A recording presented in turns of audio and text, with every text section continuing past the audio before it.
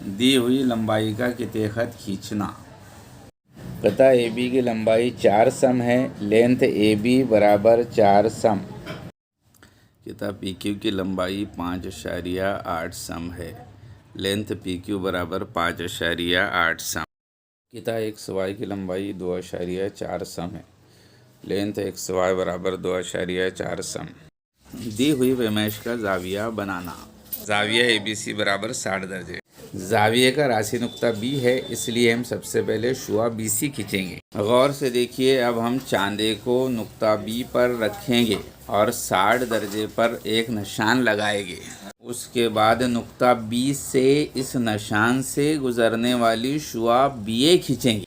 लीजिए, ये बन गया 60 दर्जे पैमाइश का जाविया ए बी सी। 1 दर्जे से 90 दर्जे तक की पैमाइश वाले जाविये को हद्दा जाविया कहते हैं। जाविया ABC हद्दा जाविया है। जाविया पी क्यू आर बराबर 90 दर्जे। राशि नुक्ता क्यू से गुजरने वाली शुआ क्यू आर खींचेंगे।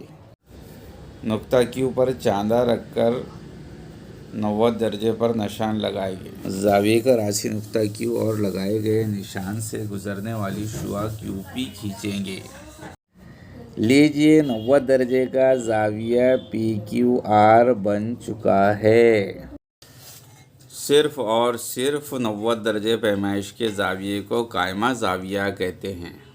जाविया PQR कायमा जाविया है। जाविया एक्स वाई जेड बराबर 115 दर्जे।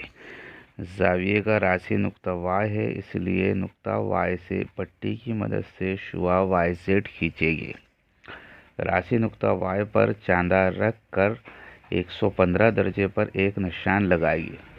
उसके बाद राशि नुक्ता वाई से और उस निशान से गुजरने वाली शुआ वाई एक्स खींचेंगे।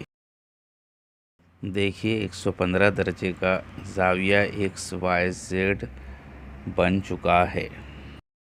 जिस जाविये की पैमाइश 91 दर्जे से लेकर 179 दर्जे तक हो, उसे जाविया मुनफरजा कहते हैं। जाविया XYZ मुनफरजा जाविया है। शुक्रिया।